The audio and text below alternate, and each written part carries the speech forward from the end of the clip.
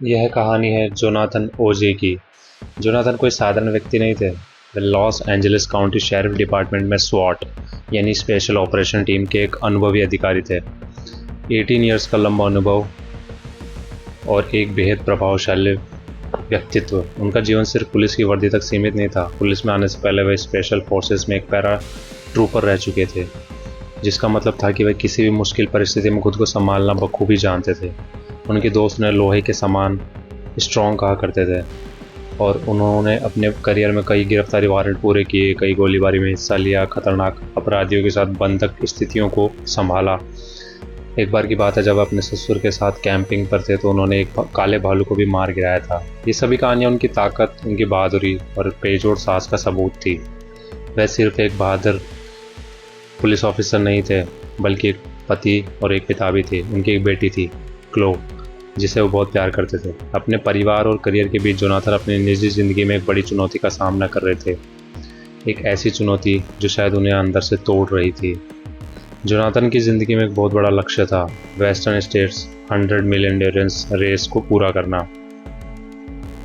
यह रेस लगभग 20 घंटे में पूरी होती थी और इसे पूरा करना उनके लिए किसी सपने से कम नहीं था। यह सिर्फ एक दौड़ नहीं थी, बल्कि यह उनके शरीर और दिमाग की असली परीक्षा थी। इस चुनौती की तैयारी के लिए वह हर दिन लंबी दूरी तक दौड़ने जाते थे। 11 जून 1998 गुरुवार का दिन। जोनाथन अपनी रेस की तैयारी के लिए कैलिफोर्निया की एंटीलोप वैली में स्थित डेविल्स पंच बाउल पहुंचे। यह जगह उनके लिए कोई नई नहीं थी। वह सालों से यहाँ हाइकिंग और कैंपिंग कर रहे थे। उन्होंने अपने ट्रंक की विंडशील्ड पर एक सनशेड लगाया, अपनी पानी की बोतल और थोड़ा सा खाना लिया और दौड़ने के लिए निकल पड़े। दौड़ की शुरुआत में उनकी मुलाकात एक टीचर और उनके स्टूडेंट्स से हुई। जोनाथन उनसे पहले भी क्लासरूम विजिट के दौरान मिल चुके थे। उन्होंने उन लोगों को कहा कि वह 9400 फीट ऊंचे पहाड़ की चोटी तक दौड़ेंगे और सनसेट तक वापस आ जाएंगे। उन्होंने बच्चों को प्रेरित किया और उन्हें अपनी दौड़ के बारे में बताया। उस समय किसी को भी अंदाज़ा नहीं था कि वह उन लोगों से आखिरी बार बात कर रहे हैं। उसी दिन जोनाथन को 2 अलग अलग स्थानीय कैंप कर्मचारियों ने पहाड़ की चोटी की ओर जाते हुए देखा। उनके अनुसार जोनाथन कॉन्फिडेंस से भरपूर और तैयार लग रहे थे। एक तीसरे कर्मचारी ने एक हरे रंग का बैकपैक लिए हुए एक आदमी को पार्किंग की ओर जाते हुए देखा, जहां जोनाथन की ट्रक खड़ी थी। उस आदमी की कदकाठी जोनाथन से मिलती जुलती थी। यह निश्चित नहीं था कि क्या वह जोनाथन ही थे।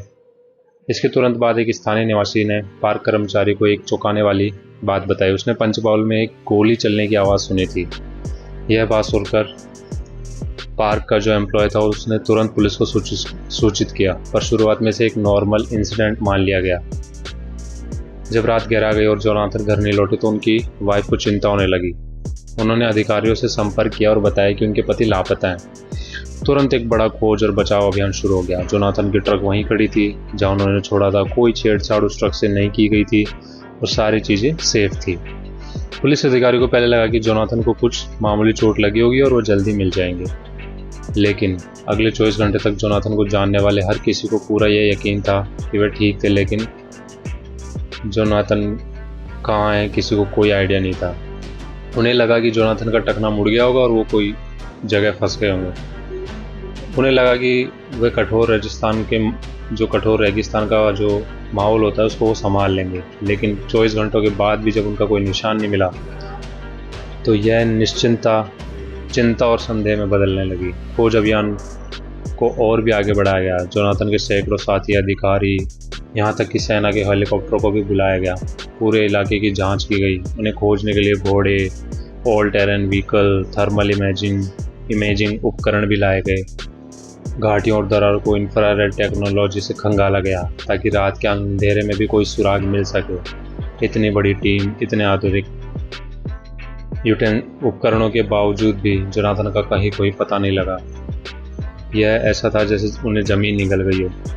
100 मील की एंड्योरेंस रेस का दिन आया और चला गया। बहुत से लोगों को अब भी उम्मीद थी कि वह इस इवेंट में ज़रूर आएंगे, लेकिन वह नहीं आए। उनका गायब होना एक ऐसा रहस्य में बदल गया जिसका कोई आंसर नहीं था।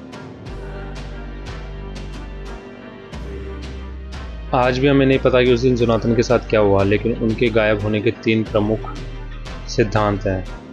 पहला, अगर जोनाथन को किसी ने मारा तो क्यों? यह उनके हत्या के संदेह का पहला सिद्धांत था।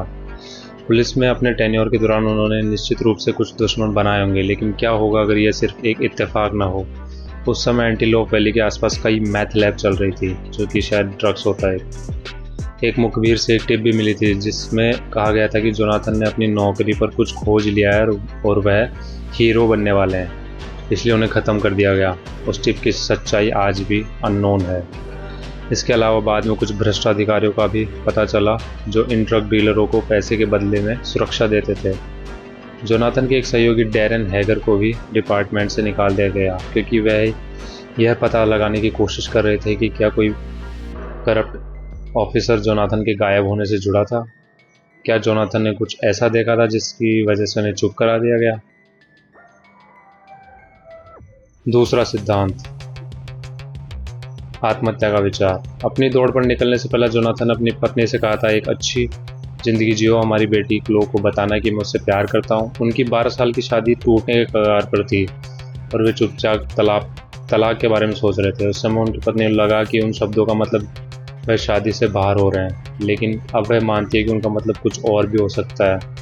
वह मानती है कि जोनाथन ने सांकेतिक रूप से उन्हें बताया था कि वह अपनी ज़िंदगी ख़त्म करने वाले हैं। हालांकि जोनाथन के परिवार और सहयोगियों को मानना यह सच नहीं था। वे कहते हैं कि वह एक जिंदा दिल व्यक्ति थे और वह अपनी बेटी को कभी इस तरह से नहीं छोड़ते। इसके अलावा एक पुलिसकर्मी होने के नाते वह जानते थे कि उनके शरीर को खोजना बहुत मुश्किल होगा और वह अपने फैमिली को यह पेन नहीं दे सकते थे। तीसरा सिद्धांत, एक नई जिंदगी की शुरुआत।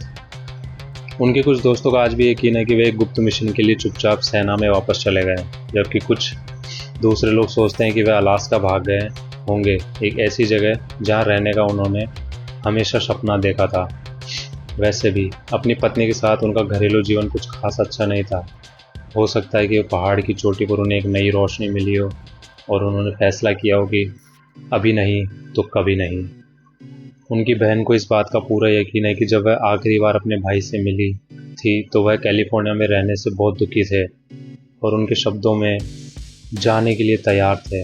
वह मानती हैं कि उन्होंने अपने इस गायब होने की पूरी योजना बनाई थी और वह पैसे जमा कर रहे थे और एक नई पहचान बना रहे थे, और यह सब उसी दिन ख़त्म हुआ जब उन्होंने खुद को गायब कर दिया। अगर आप भी ऐसी कहानियाँ सुनना चाहते हैं तो कृपया हमारे चैनल को लाइक और सब्सक्राइब करें। जल्दी ही हम एक और अनसुलझी कहानी के साथ वापस आएंगे। Thank you.